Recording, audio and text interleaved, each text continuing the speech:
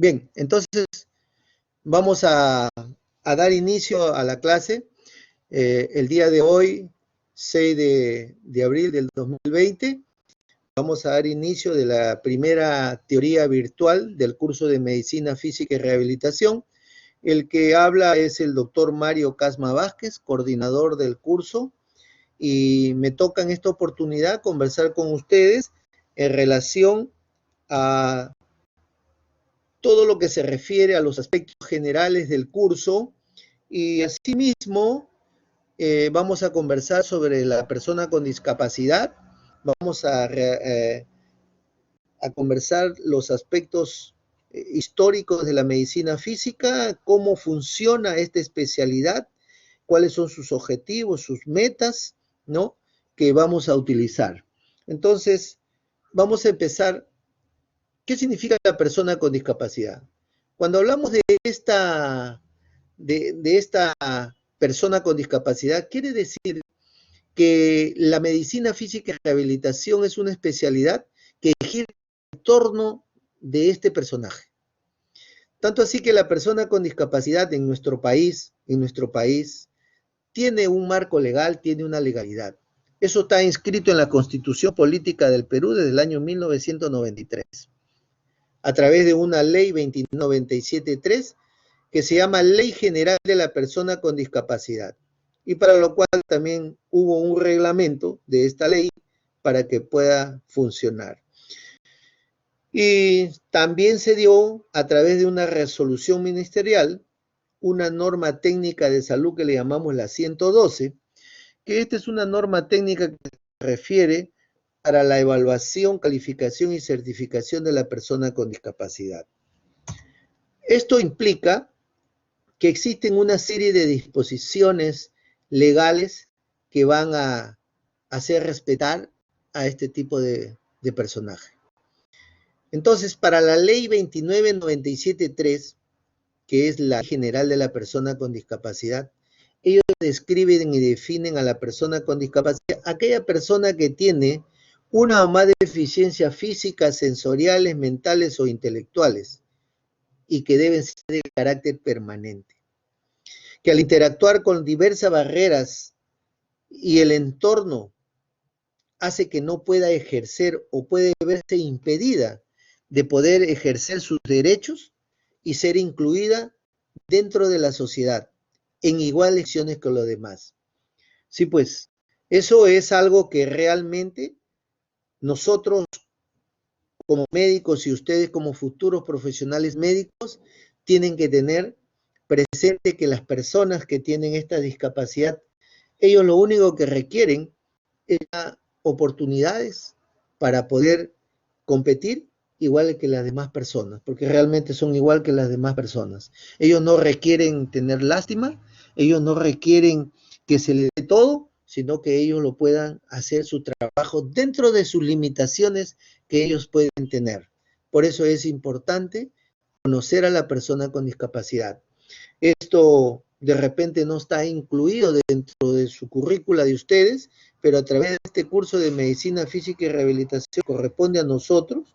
Es importante que ustedes lleven ese concepto, porque el día que terminen ustedes sus estudios como médicos generales y salgan a hacer su serum, es probable que ustedes como médicos le van a preguntar, mi hijita es síndrome de Down, o a mi papá le dio un derrame cerebral. Me han comunicado que hay un documento que se llama certificado de discapacidad. ¿Quién lo da? ¿Dónde lo da? ¿Para qué me sirve? Esas son las cosas que ustedes deben ser comunicadores, ¿no? De una manera general, y ver cómo se realizan estos tipos de trámites legales importantes para este tipo de personas. Bien, en el Perú, además de la Ley General de la Persona con Discapacidad, también, así como ahora, existe lo de la primera línea, que son los médicos, ¿no? En esta pandemia. Entonces, en la época del terrorismo, que fue también una guerra interna, quedaron muchas personas, muchas familias desamparadas, muchas personas con una serie de limitaciones. Por eso se realizó en esa época que estos personajes de la policía y de las Fuerzas Armadas tuvieran una ley especial Y ellos tienen una ley, o sea, quiere decir que el policía y los personajes de las Fuerzas Armadas, llámese la FAB, la Marina, el Ejército, tienen, además de la ley de la persona con discapacidad, tienen otra ley, que es la ley que otorga la protección al personal con discapacidad de las Fuerzas Armadas y la Policía Nacional del Perú, que es la ley 2964-3. ¿Esa ley qué cosa dice? Que la ley tiene por objeto establecer un marco de protección que asegura la atención en salud, el trabajo, la educación del personal con discapacidad que por acción de armas en acto de servicio como consecuencia o ocasión del servicio de las Fuerzas Armadas y la Policía Nacional, se aplique esta ley. En una palabra, ¿qué significa?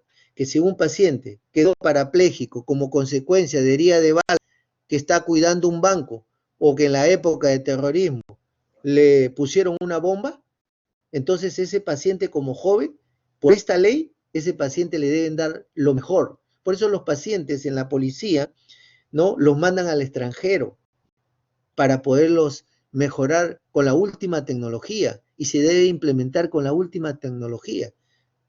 Ustedes van a ver en el transcurso del desarrollo de los cursos, de las clases, van a ver que a los pacientes amputados le dan unas prótesis mioeléctricas, una prótesis mioeléctrica que tiene un costo de 180.000 soles. Le dan silla de rueda electrónica. Ojo, nunca digan eléctrica, porque ese es otro significado. Entonces, como ustedes ven, por esta ley también se protege a este personal policial y de las Fuerzas Armadas. Bien, en el Perú, como en todos los países, siempre hay una serie de sesgos en cuanto a la información de la persona con discapacidad, porque realmente no le conviene a los países, ¿no?, poder, ¿cómo se llama?, hacer de una manera transparente este tipo de problema, porque es un problema de salud pública. Y entonces ellos a través del INAI hacen su censo y ellos hablan de que en el Perú, en el censo del año 2017, en el Perú existen más de 3 millones de personas con discapacidad y que había pues diferentes grupos, ¿no? 48.3% con dificultad para ver, 15% para moverse y caminar, de tal manera que a la final llegan a concluir que el 57% de las personas con discapacidad son mujeres y que el 43% son personas de sexo masculino. Pero ustedes van a ver ahora cuando yo presente otra estadística que esto no concuerda. Tiene ahí es cuando le hacen el censo y le preguntan ahí y le dicen, señora, ¿tiene usted algún familiar que tenga algún derrame, algún niño enfermito, algo?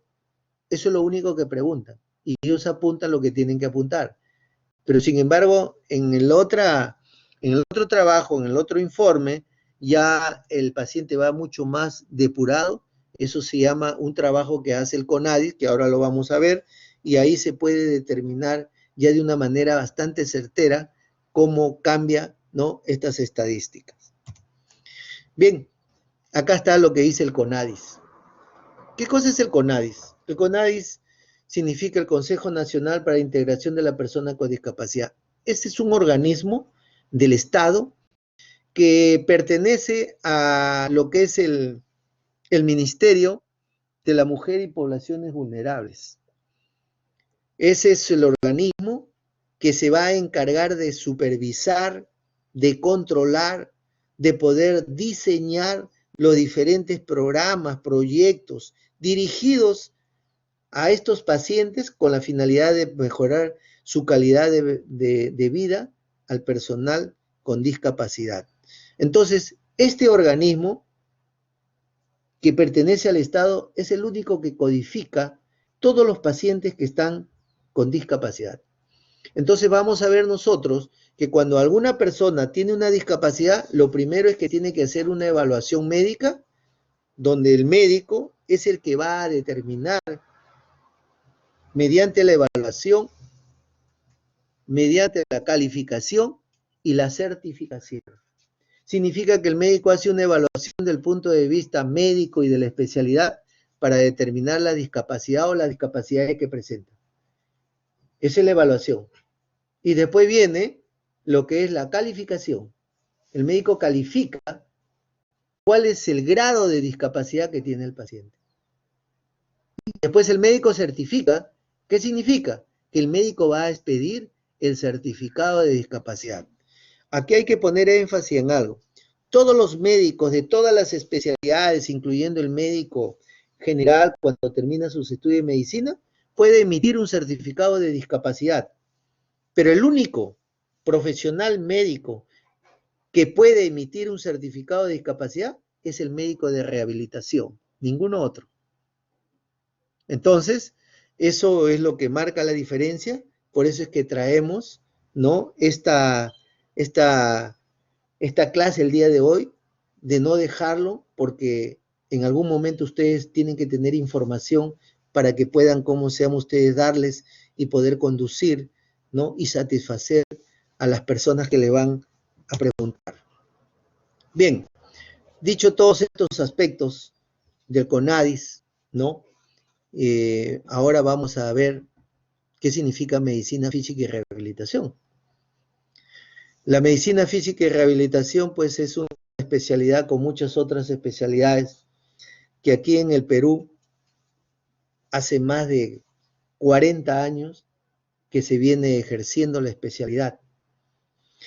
En el Perú existen muy pocos especialistas de medicina física y rehabilitación, al igual como otras especialidades en lo que se refiere a geriatría, como se refiere a psiquiatría, ¿no? Entonces hay muy pocos especialistas, todos están concentrados en Lima.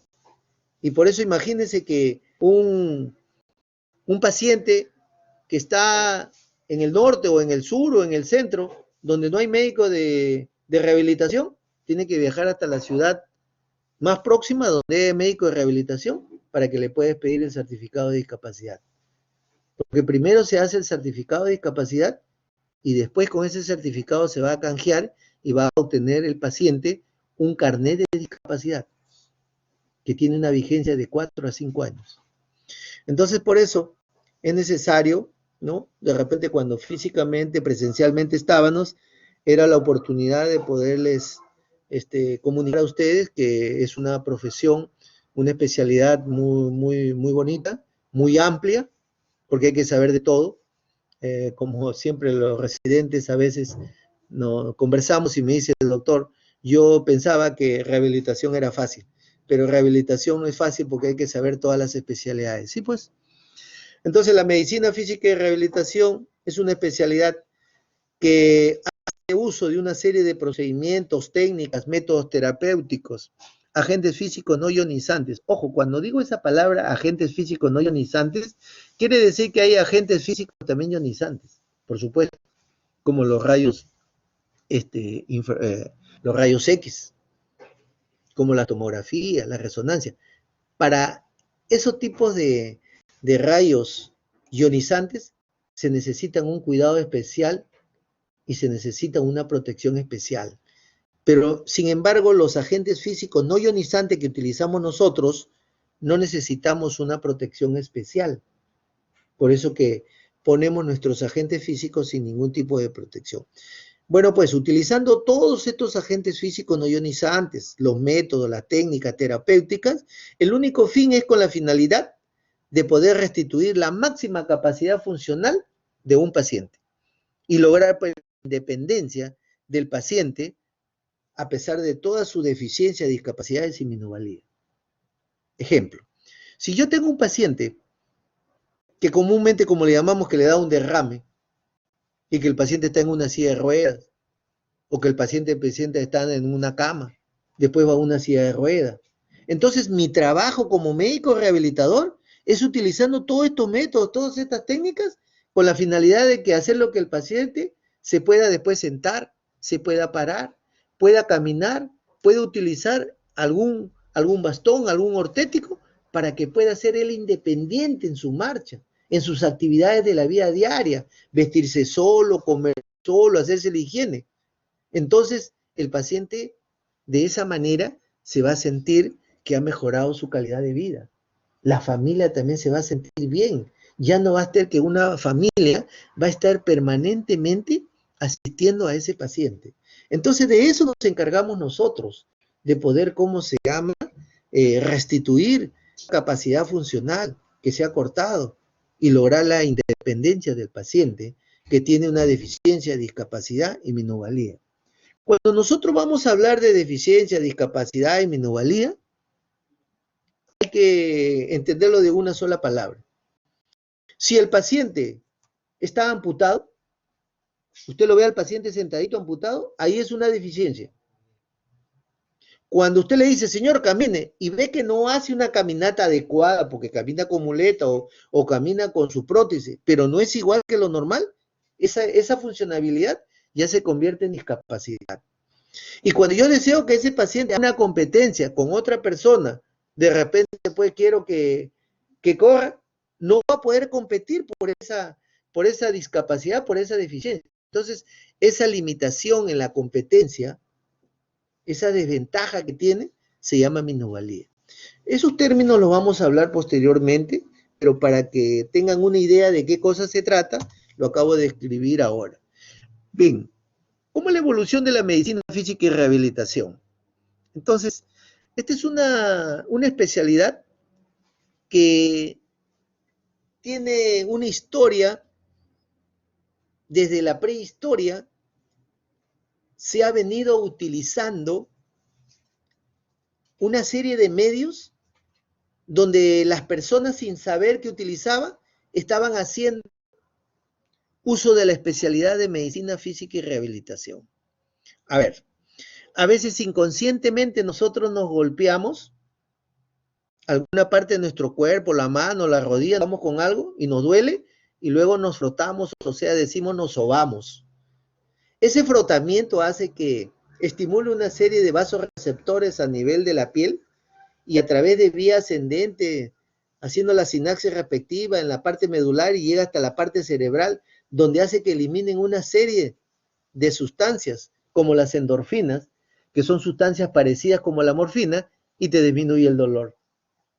Entonces, eso mismo se traduce pues de hace muchísimos años de que las personas lo frotaban, un frotamiento energético en la zona dolorida, la aplicación del frío, la aplicación del calor, ya se utilizaban los técnicas, los modos de poder mejorar el dolor.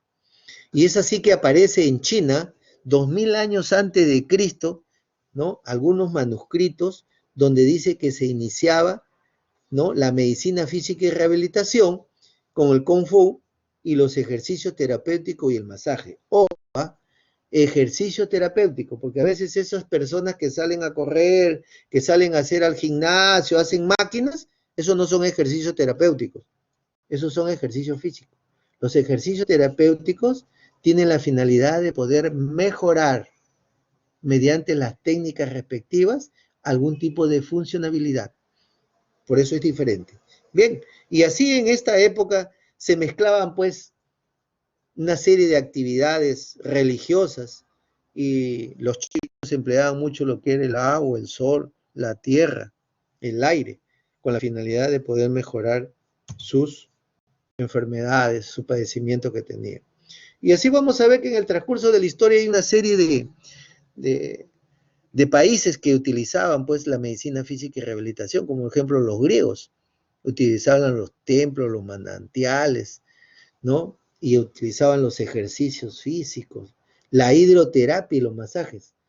Bueno, ya pasó Semana Santa, pero en Semana Santa cuando veíamos las películas eso de Ben-Hur y esas cosas, ahí encontrábamos que los guerreros, ¿no?, los soldados estaban en unas piscinas que salía humo, les hacían unos masajes, ¿no?, a los soldados con la finalidad de poder mejorar a los gladiadores que iban a luchar o que tenían alguna competencia. Entonces, ¿cómo se ha ido utilizando? Tanto así que en el siglo V, Hipócrates ya hablaba del empleo de los medios físicos, pero teniendo en consideración el régimen dietético para una buena salud en las personas.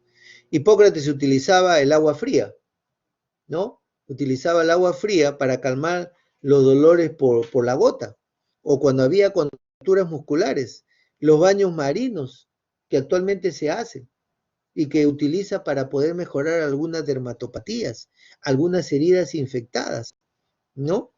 Y los romanos utilizaban también el hidromasaje, la gimnasia, el estiramiento, los masajes, ¿no?, que se hacían para poder utilizar.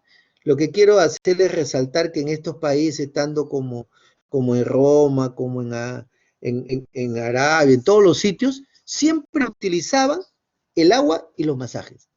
Cosa que hasta el día de hoy nosotros seguimos utilizando esos elementos para recuperar a todos nuestros pacientes. En la Edad Media ya acá cambiaba un poquito más las cosas porque se daba más importancia al alma que al cuerpo. Pero se seguía utilizando el agua, ya casi muy poco los ejercicios. Los árabes también utilizaban los ejercicios y la hidroterapia. En la época del Renacimiento, más importancia a la actividad muscular.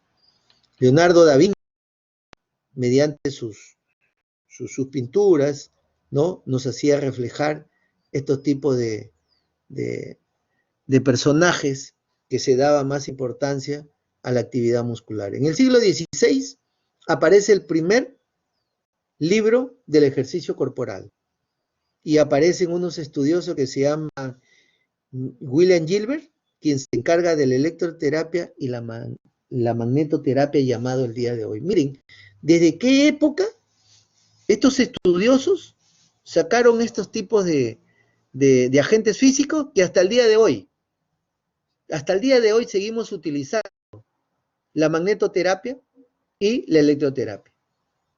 Por ejemplo, ustedes habrán escuchado que los traumatólogos, cuando tienen una fractura mal consolidada, dicen, ya, vaya a rehabilitación, pero dígale que le ponga magnetoterapia.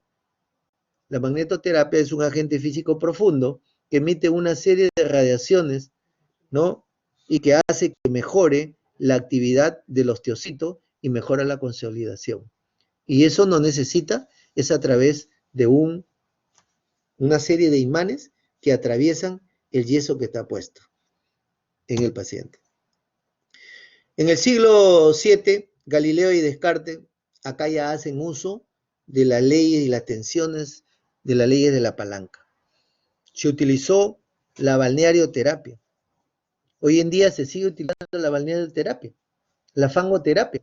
Si ustedes van acá nomás a Cañete, a Mala, por ahí existe una laguna donde la gente va y se aplica lo que es el fango y se echa en toda la cara y el cuerpo y dice que eso le mejora la parte de la piel, las lesiones dérmicas y le quita los dolores articulares. Es igual como la arenoterapia.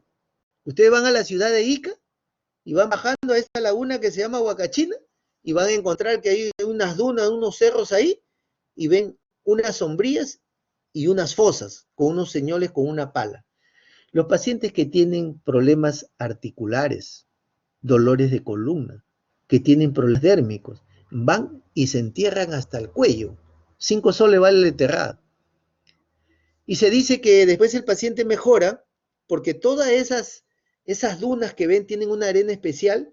Ahí antes ha habido una serie de aguas que en esas arenas se ha quedado una serie de sustancias que son alcaloides que intervienen en la desinflamación de la piel, de los músculos y de las articulaciones.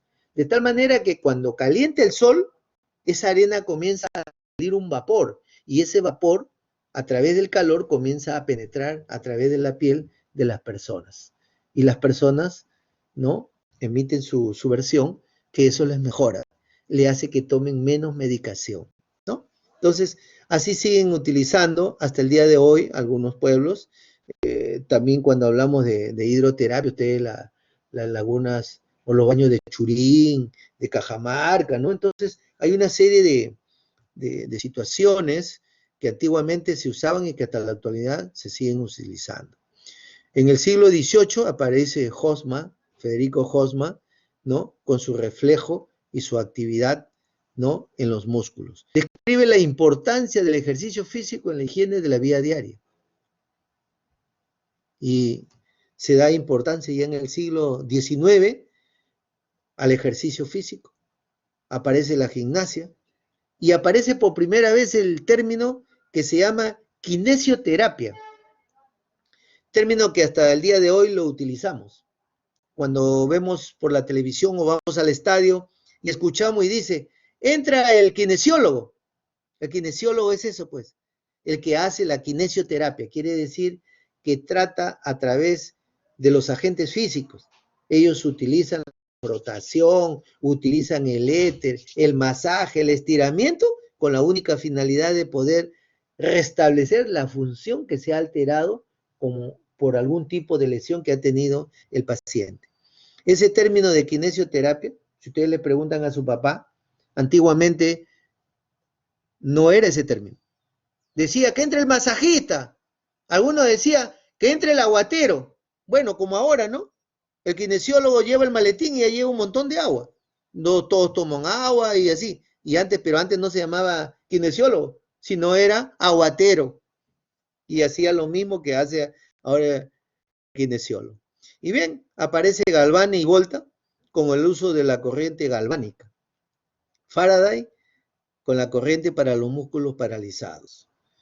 Bien, en el Perú poco se utiliza porque de repente es cuestión de formas, de equipos de poder utilizar. En Rusia, todos los gimnasios no dejan de tener este tipo de corriente que se llama estimulación rusa. La estimulación rusa es la que ustedes ven en la televisión y dice, sin hacer ejercicio mantenga la musculatura. Sí, pues ustedes ven una serie de electrodos en el cuerpo de las personas que está sentada y está haciendo que trabaje sus músculos. Se trata de fortalecer los músculos sin hacer ejercicio mediante ese tipo de corriente. Bien, en el siglo XX estalla la Primera Guerra Mundial. Dice que toda guerra es muy dura y trae pues una serie posteriormente de gastos, de eficiencias, pero también en esa época los estudiosos, los países, incrementaron la parte económica con la finalidad de que se pueda investigar más rápidamente y conseguir una serie de métodos para restablecer mucho más rápidos las personas, los soldados que habían caído en esa guerra. Así como ahora, ¿no? Que estamos haciendo esta guerra interna con el virus, todo el mundo, los gobiernos están dando plata con la finalidad de poder conseguir pues esa vacuna. Y estamos tratando y estamos consiguiendo una serie de formas, de cosas que nos está haciendo, nos está obligando a poder cambiar. Entonces, en nosotros también eso pasó. El servicio de medicina física y rehabilitación del hospital de policía era muy, muy pequeño. Solamente era una ala. Y entonces todos los pacientes caídos en la época del terrorismo, como era tan pequeño y no tenían la capacidad ni tampoco la cantidad de profesionales y especialistas, el comando creía conveniente que debería dárselo lo mejor y por lo tanto debía mandársele al extranjero. Y se lo mandaban al extranjero, Estados Unidos, a Johns Hopkins, y cada paciente costaba 150,000 o 200,000 dólares. Entonces después nacieron las ideas y dijeron, pero ¿por qué lo mismo que está allá no lo podemos traer y lo hacemos acá? Y mandamos nuestro personal y lo entrenamos y nos quedamos. Y sí, pues, sí, pero hacer eso, tomaron foto de una serie de cómo era el servicio de medicina física y rehabilitación de ese hospital, y dijeron, pero bueno, para hacer eso, tenemos que llevarnos de encuentro la biblioteca, la farmacia interna, personal. La disposición era de que no, que había que hacer ese programa de rehabilitación. Y por eso el servicio de rehabilitación hoy día en el hospital de policía es grande, tiene 2 gimnasios, tiene diferentes equipos que muchos hospitales no los tienen. Entonces, por eso, en esa guerra, que para nosotros fue una guerra interna en la época del terrorismo, nos hace similar a la Primera Guerra Mundial, donde se desarrollaron una serie de técnicas de cinesiterapia en Estados Unidos. Se daba bastante importancia a lo que es la técnica de relajación, aparece Cherry con una serie de reflejos normales y patológicos, ¿no? Y aparece Kabat. Entonces, no existe, cuando un paciente tiene una serie, Kabat es un programa terapéutico Por eso que decimos, ¿no? Que, por ejemplo, cuando un paciente tiene un derrame cerebral, o un DBC, o un ACV, como le llamemos, al paciente tenemos que utilizar métodos o técnicas de Cava, de Bova, de Bruto, de Frenkel. Entonces hay una serie de métodos y técnicas que utilizamos y eso aparece mediante estos estudios que hicieron estos señores durante esa guerra. Y por eso hablamos de Cava, que es reflejo de extensión, flexión y facilitación propioceptiva. En el año 1917 aparece el primer ultrasonido, que lo utilizamos hasta la actualidad, es un calor profundo. Y en el año 1960 aparece el láser para rehabilitación. Así como hay otras especialidades que utilizan el láser, nosotros también utilizamos el láser. Cuando una parálisis facial no se puede recuperar con los agentes físicos tradicionales, empleamos el láser terapia o la magnetoterapia. Bien. ¿Hasta acá me están escuchando, señores alumnos? Sí, doctor. Bien, sí, doctor. Entonces, si nos están escuchando, proseguimos en la clase. En medicina física y rehabilitación hay una historia clínica muy especial para rehabilitación. Es muy parecida a la historia clínica general, pero acá a nosotros nos interesa más los signos y los síntomas para poder determinar la discapacidad. Me interesa el diagnóstico de discapacidad. Cuando un paciente viene a rehabilitación ya viene con diagnóstico, por el neurólogo, por el traumatólogo, por el neurocirujano. A mí lo que me interesa es la discapacidad. A ver, cuando un paciente tiene un derrame cerebral, un DBC, el paciente me lo manda. A mí no me interesa ya el diagnóstico porque viene ya con que tiene un DBC isquémico. A mí lo que me interesa cuáles son las deficiencias y las discapacidades. A ver, no camina ya, entonces tiene una deficiencia musculoesquelética, tiene una discapacidad de la locomoción. Señor, ¿cómo se llama? No habla. Entonces tiene afasia, tiene una discapacidad de la comunicación. Entonces, eso es lo que a mí me interesa, porque en eso es lo que yo voy a trabajar. Yo soy el que voy a tener que hacerlo caminar. Yo soy el que voy a tener lo que hacer hablar. Entonces, me interesa. Los síntomas y los signos para el diagnóstico de discapacidades son totalmente diferentes los signos y diagnóstico o signos y síntomas para el diagnóstico de enfermedad. Esos son otros. Eso lo utilizan las demás especialidades.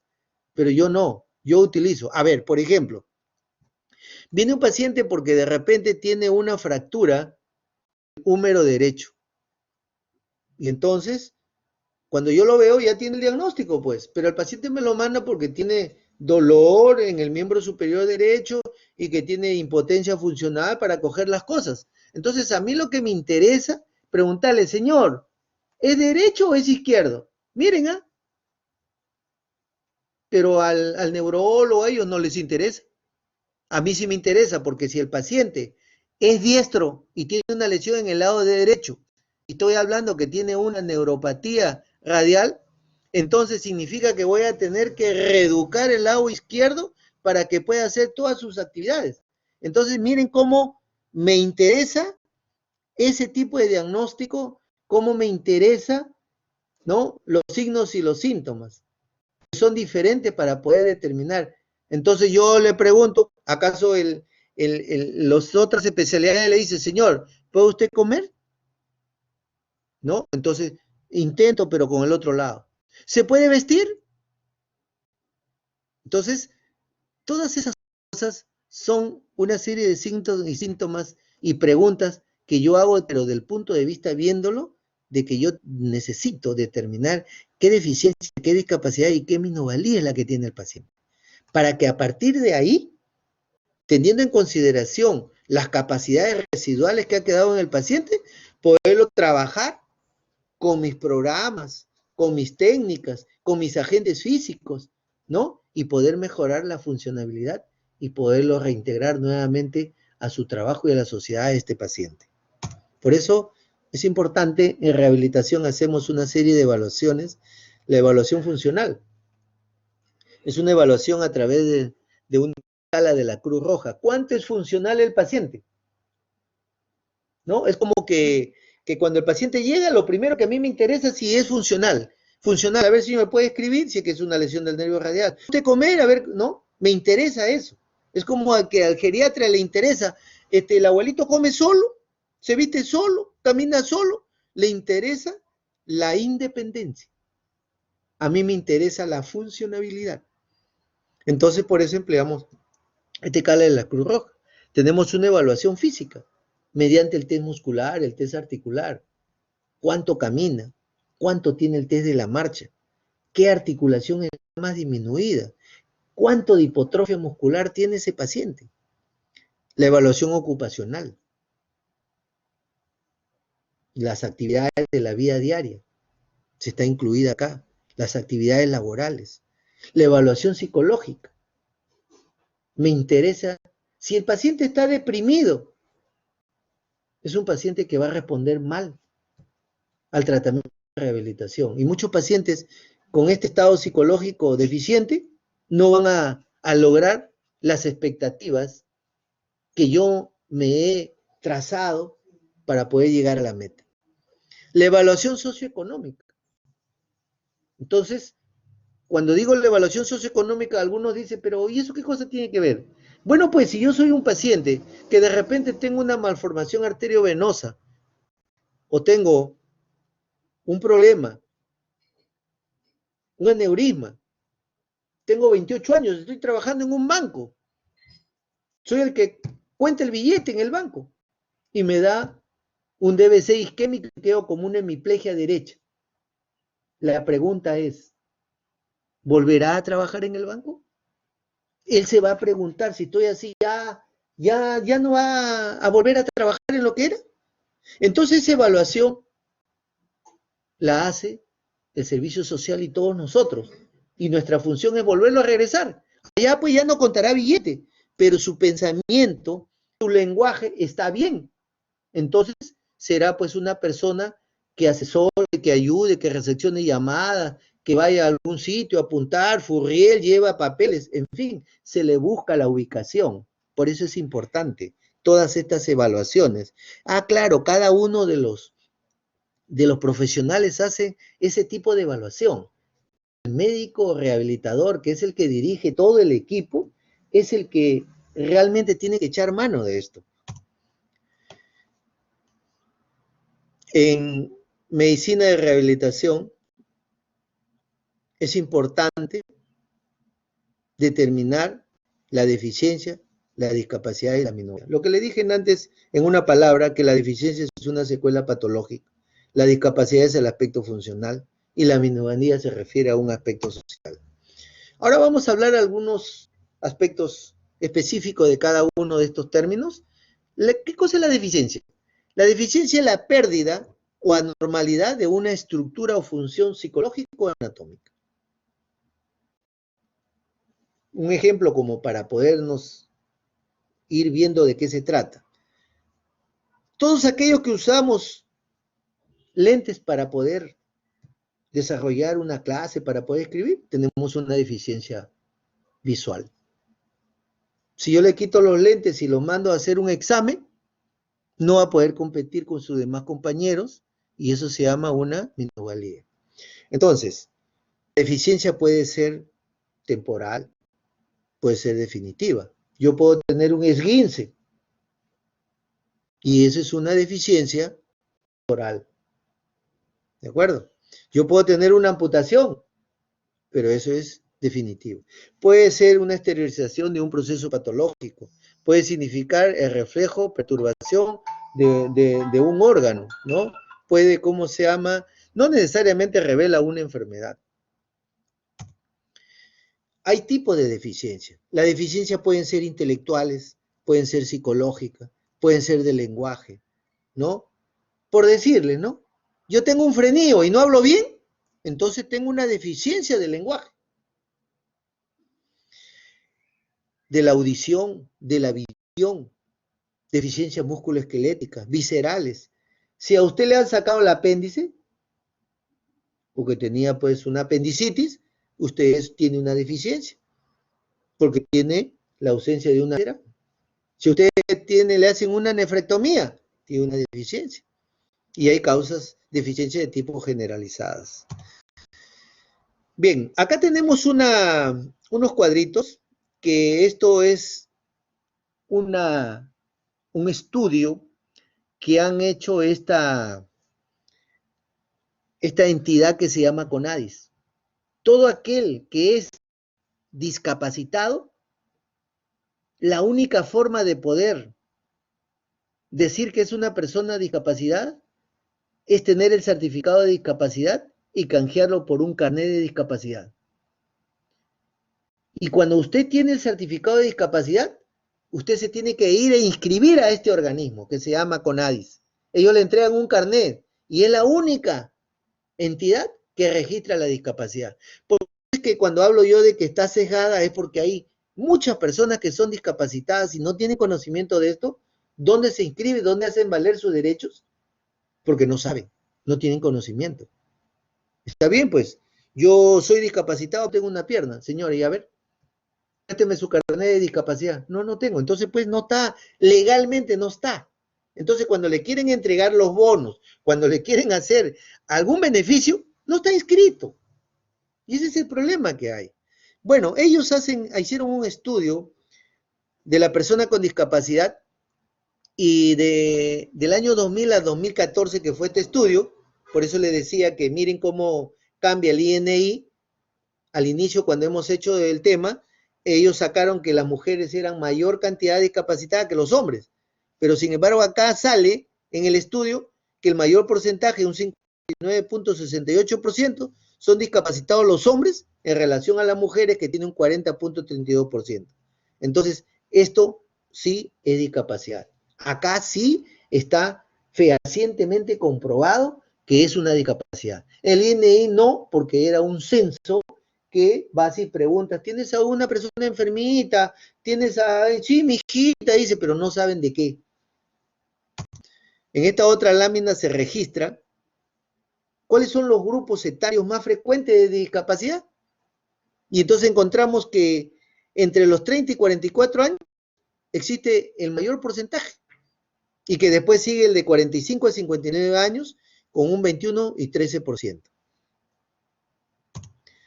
En esta otra lámina, porque cuando ustedes tienen una persona, como les dije antes, un paciente con un DBC isquémico, pues además de tener una discapacidad de la locomoción, también puede tener una discapacidad de la comunicación. Entonces hay personas que pueden tener una, dos, tres, hasta cuatro o más discapacidades.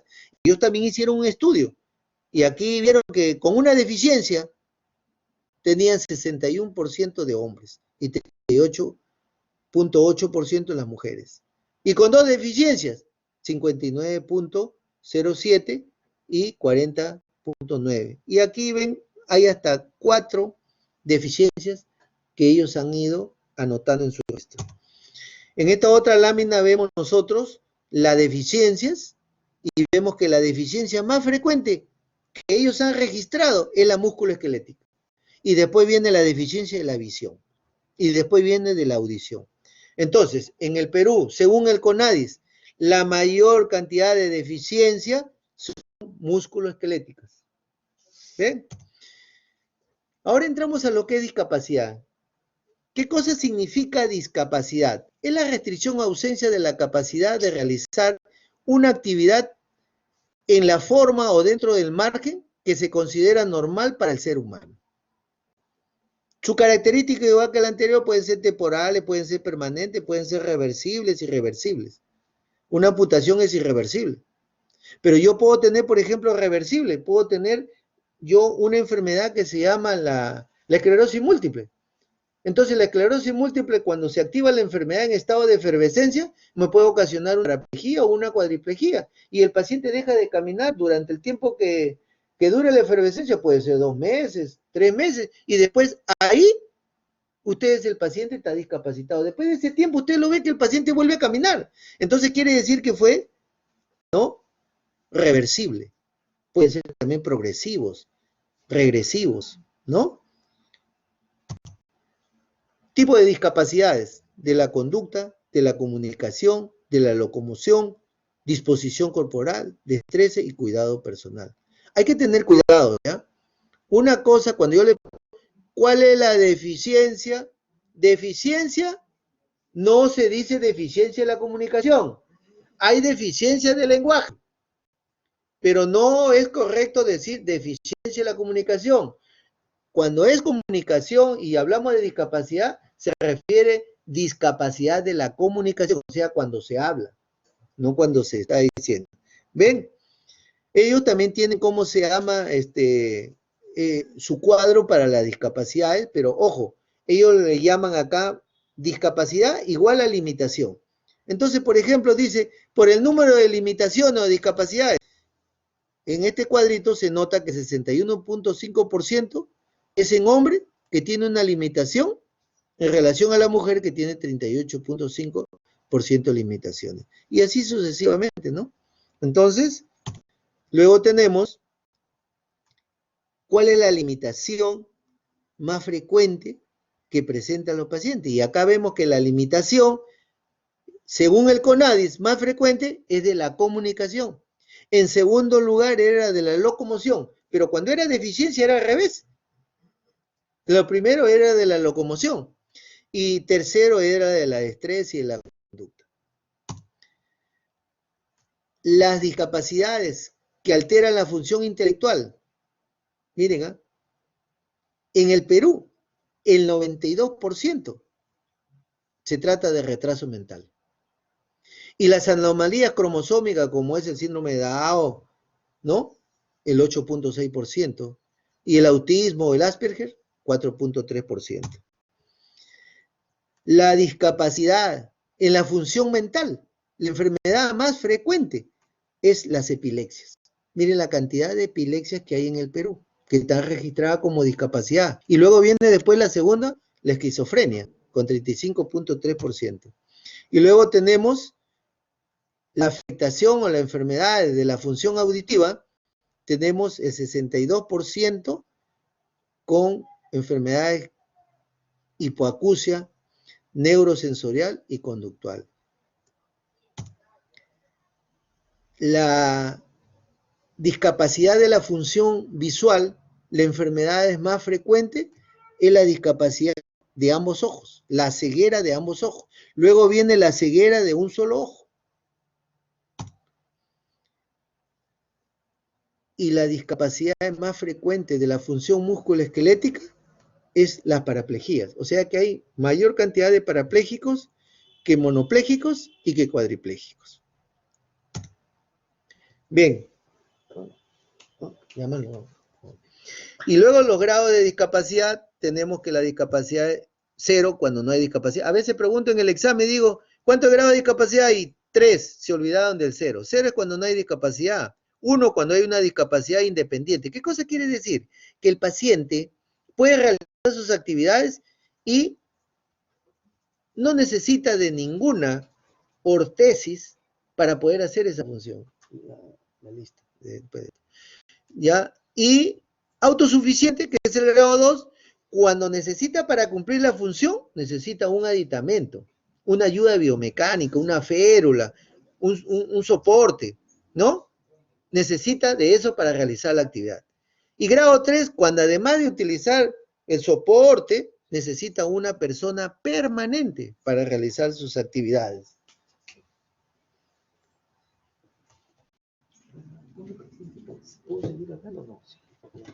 Entonces, luego tenemos nosotros, esta es una calificación de la discapacidad con los códigos y la gravedad que utilizamos nosotros los médicos, que son unas escalas cuando queremos dar el certificado de discapacidad. Y luego tenemos que en esto, de acuerdo a la gravedad. Entonces tenemos, por ejemplo, que el 44.01 es de gravedad moderada y severa 35.65%. Por ejemplo, cuando alguien hace un pase que no le cobran, que significa que es gratis en lo que es la parte de la municipalidad, los corredores municipales, ¿no? Entonces, solamente tienen el ingreso libre para transitar, que no les cobran pasaje, los que tienen discapacidad severa. Lo moderado no, y las discapacidades severas son menos. Y luego viene la minusvalía en la situación desventajosa para un individuo, como le dije antes, que era un amputado y quería yo mandarlo a correr. Entonces, aquella situación desventajosa que hace que el paciente que tiene una deficiencia o una discapacidad lo limita para hacer alguna actividad. Por ejemplo, se encuentran 3 chicas sentadas y alguien les invita que quiere comerse un helado, pero una de ellas rechaza y no quiere. No porque no le guste, sino que no puede competir igual que sus compañeras en comerse el helado porque ella no les ha comunicado a su demás amiga que sufre de diabetes juvenil. O aquel niño que está sentado en una banca y sale una pelota. Y dentro de esos niños hay uno que tiene una parálisis cerebral infantil. No va a poder correr detrás de la pelota, no puede competir igual que sus demás compañeros que no tienen eso. Y acá viene lo que es el certificado de discapacidad, que vamos a decirle cómo se trata de este. A ver, un momentito.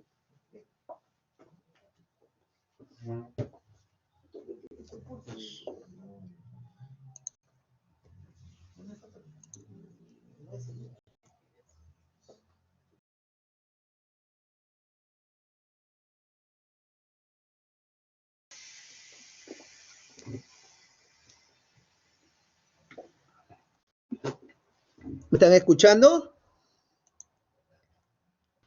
Sí, Hola. doctor. Ah, ya parecía que se veía el audio. Entonces, ya, gracias. Seguimos continuando. Entonces, miren, esto, si ustedes ven ahí en el PowerPoint, este es un certificado de discapacidad, es un formato que es universal, lo da el Ministerio del MINSA, ¿no? Es para todos, solamente que cada entidad es el que va a dar el certificado de discapacidad, por eso tiene el logo de la policía y se pone ahí la ley. Tiene una serie de partes.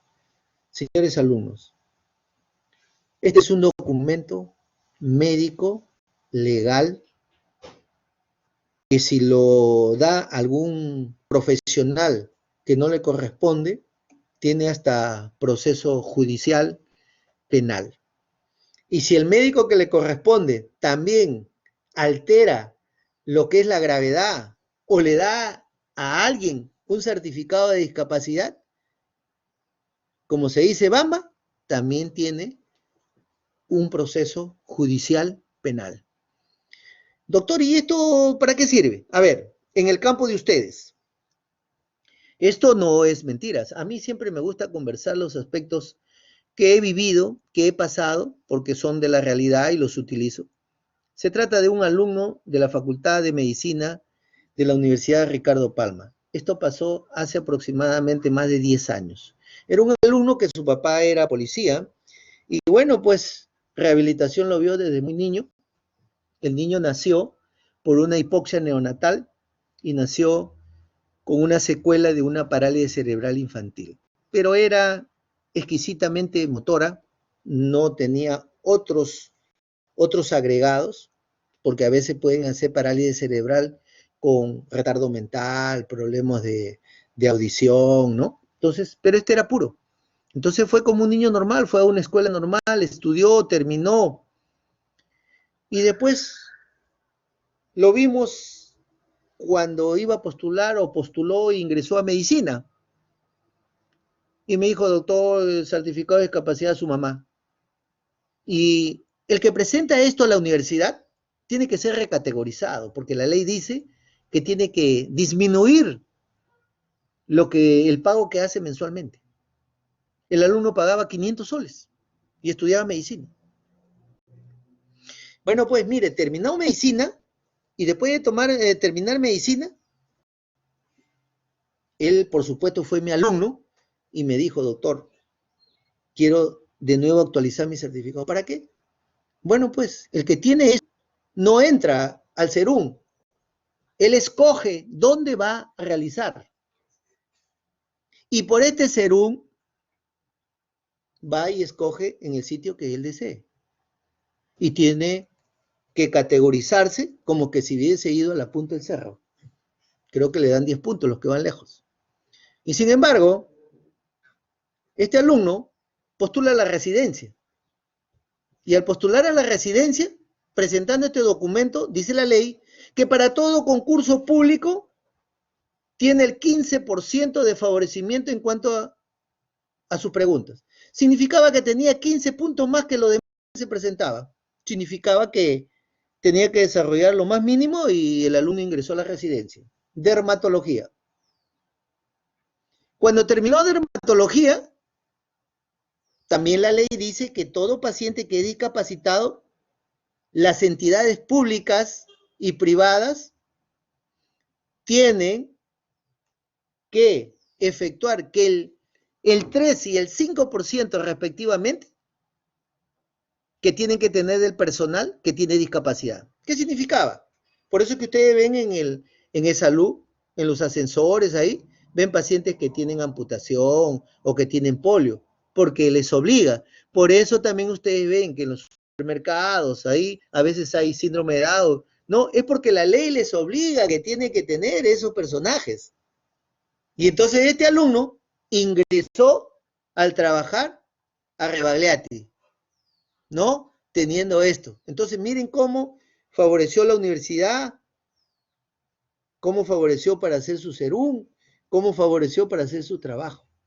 Y así todos los derechos. Entonces, por esto es un documento médico legal.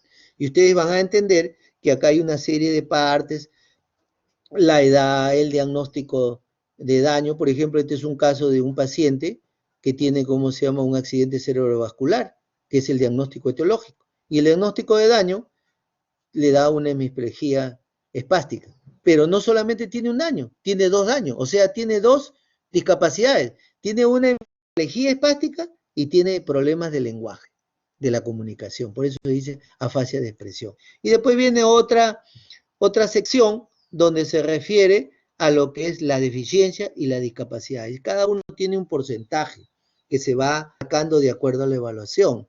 Y en la parte posterior y final de la hoja, ahí dice bien claro, miren, hay 3 firmas.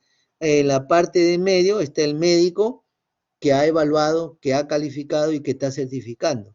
Y luego viene la firma de lo que es del jefe de departamento y luego del director del hospital. Entonces no se olviden pues que esta es una herramienta.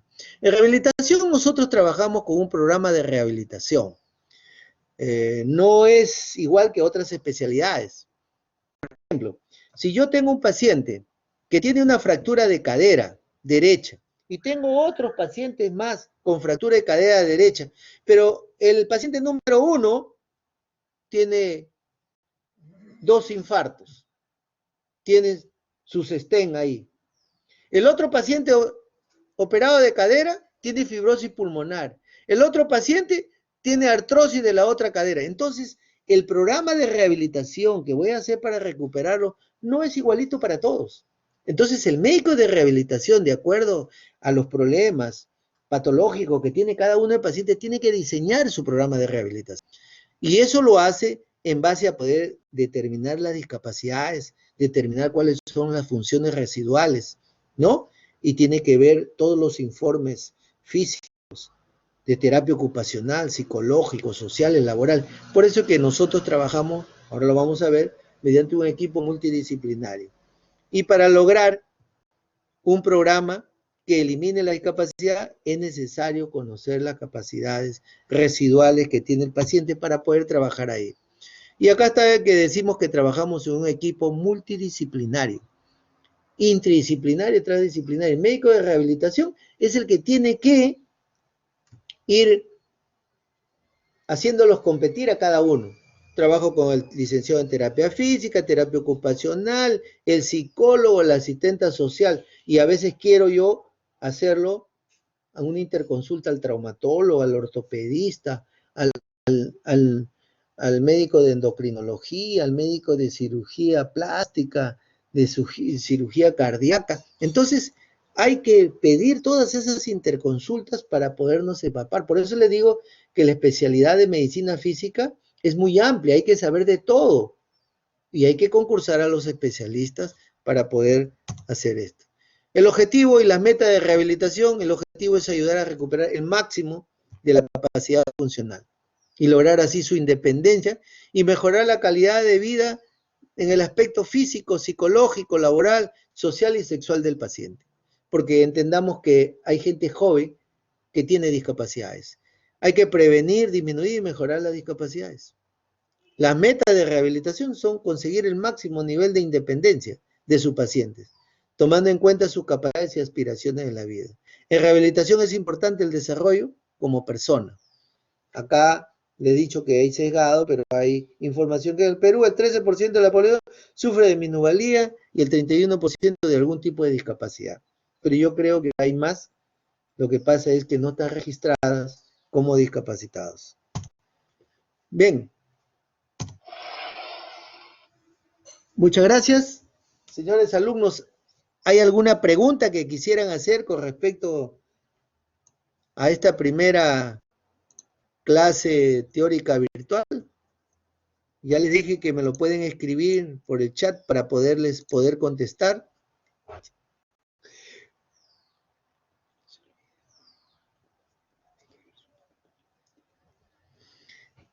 Les vuelvo, a repetir a los señores alumnos que no se olviden de escribir en el chat su nombre y su apellido para registrar acaso asistencia.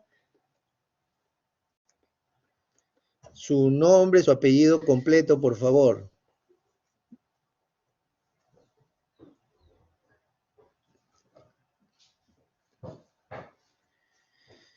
Bien, no se olviden que terminado la clase, ¿no? Empezamos posteriormente a las 10:45. Nos vamos instalando en las prácticas los grupos que el día de hoy les toca.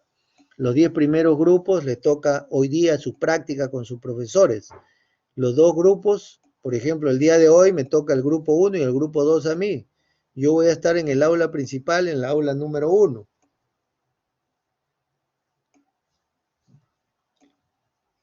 Bien, entonces hay una de sus compañeras que me estaba conversando y diciendo, ¿puede dar usted un ejemplo de grado de discapacidad? La señorita Rosemary Rosado. Sí, claro. Miren, ustedes ven que hay pacientes que de repente tienen un, un esguince de tobillo. Eso es una discapacidad temporal y una discapacidad leve. Pero sin embargo, si yo tengo un paciente que tiene una amputación, ese paciente tiene una discapacidad que es moderada a severa, dependiendo del nivel de amputación. ¿Ya? Entonces, y así, ¿no? Por ejemplo, un paciente tiene una discapacidad moderada cuando tiene una ceguera de un ojo, pero es más severa cuando tiene una ceguera de ambos ojos. Entonces, el médico rehabilitador tiene un amplio margen para poder, y ya les dije las escalas para poder determinar, ¿no?, los tipos de discapacidades. Entonces, cuando hacen ese concurso, ¿no?, para poder determinar las discapacidades, hay una escala que se llama el porcentaje de menoscabo, ¿no? Por ejemplo, el concurso dice, todo paciente que ingresa para este trabajo debe tener más del 20% del menoscabo. Y entonces hay que hacer unas escalas, hay que hacer unas valoraciones y te sale el porcentaje. Entonces, no es así de que, claro, tú puedes tener una discapacidad, pero es leve. Y el concurso dice que tiene que ser moderada a severa y que debe tener tal porcentaje. Entonces, eso es una ley que está en todos los concursos públicos. Lo que pasa es que hay personas que no saben, ¿no?, sus derechos, y mucho menos, pues, si tú quieres reclamar algo y no estás inscrita como discapacitado, no puedes reclamar nada. Bien, no sé si hay alguna otra pregunta. Ese es el equipo de mis amores, por si acaso, David Medina. No hay otro equipo que ese.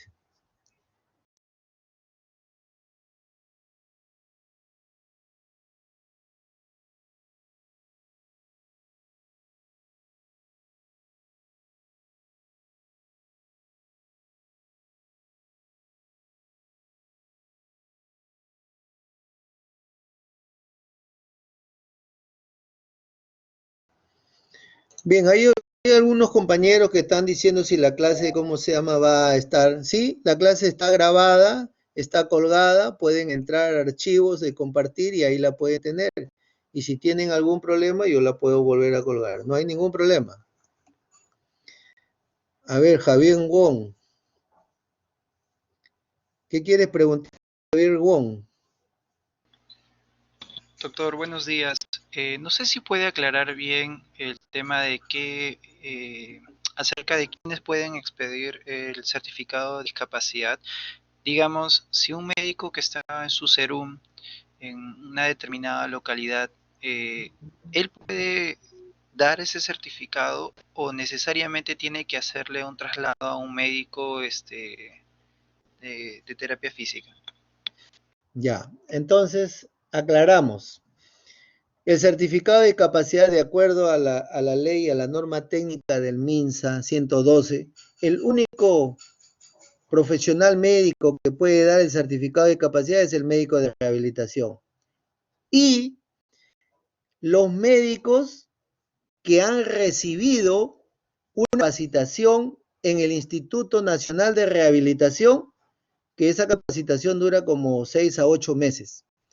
Si usted recibe esa capacitación presencial, le van a dar un documento donde usted va a estar numerado y tiene un código que usted lo puede hacer.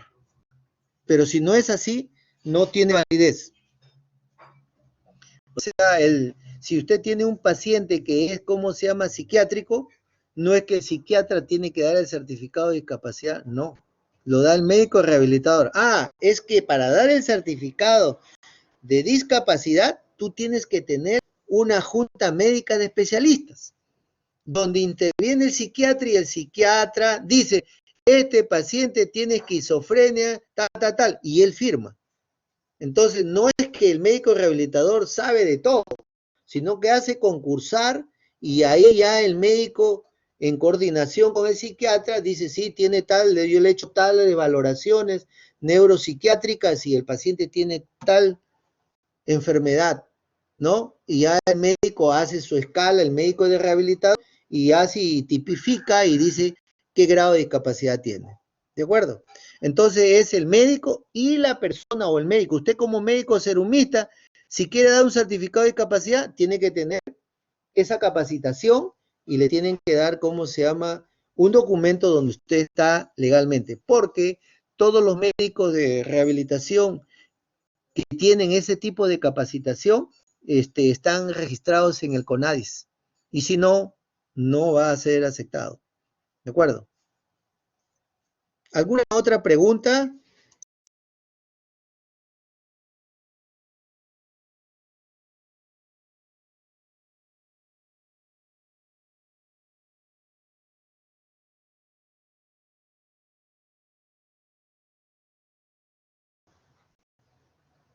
A ver, señores alumnos, con respecto a si la clase está colgada en su pantalla en el lado derecho de abajo, hay un compartir, hay una opción de compartir contenido y eso ustedes ahí pueden ver en compartir archivos y ahí sale que está puesta la clase, dice clase de discapacidad 2020 URP. A ver, hagan el ensayo si es que está, por favor.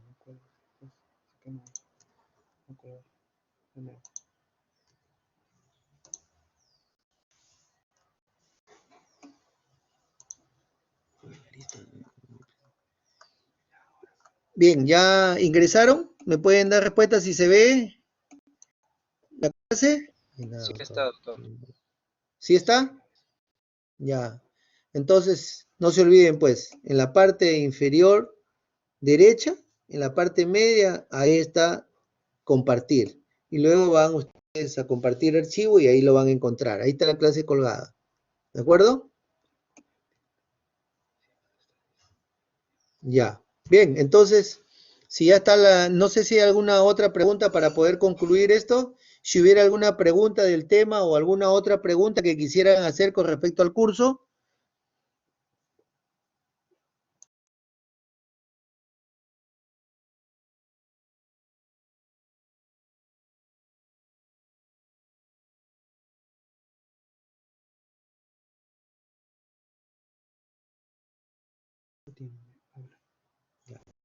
Bien, si no hay ninguna pregunta, señores alumnos, entonces okay. A ver, acá hay una preguntita antes de... ¿Cuál sería la diferencia entre discapacidad y deficiencia? Bueno, entonces, a ver, siempre todo es lo mismo, sino que son momentos que van apareciendo. A ver, le explico. Si a mí me amputan la pierna,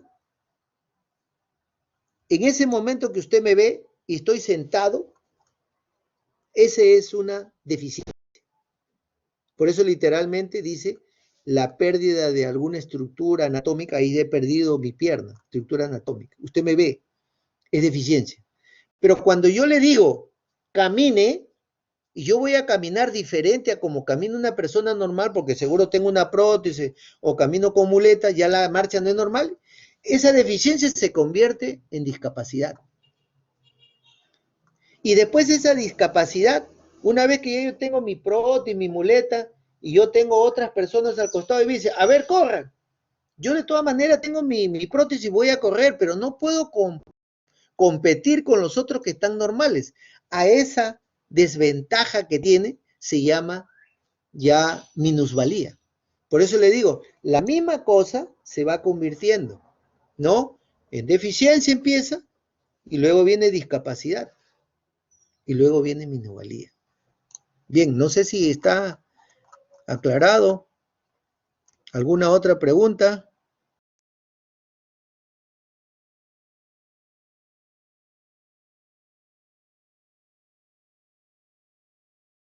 Alumnos, entonces si no hay ninguna otra pregunta, yo les agradezco mucho su atención y esperando pues que ojalá estas cosas nos puedan salir bien. Disculpen ustedes si es que ha habido algún tipo de inconveniente, a veces los problemas, ¿cómo se llama?, técnicos por parte del que habla o aparte de ustedes, es comprensible todas esas cosas. Pero así vamos a hacer las clases, no se olviden que las clases nos estamos conectando a las 8:45, ¿no? Las clases teóricas. Entonces ahora vamos a tener un receso y a las 10:45 empezamos la práctica, ¿no? Los 10 primeros grupos. A partir del grupo 11 hasta el grupo 20, hoy día no tienen práctica. Su práctica es el día viernes. ¿De acuerdo? Entonces, a los alumnos que no tenían grupo, les he contestado el correo y les he dicho en qué grupo están. Así que, por favor, cualquier cosa, me mandan a mi correo, o tienen mi celular, o hablan con la delegada. Siempre la teoría va a ser a las 8:45, porque conversé con la delegada y me dijo, doctor, pero a veces no se conectan todos, duermen bastante, se han acostumbrado, entonces bueno, pues le dije 8:30, me dijo no, 8:45. A las 8:45 es, ¿ya? Hacerlo a las 8 de la mañana, depende de ustedes. Bien, cualquier cosa estamos conversando, muchas gracias, entonces nos vemos un BEC y con los alumnos nos vemos en la práctica. Listo, doctor, gracias.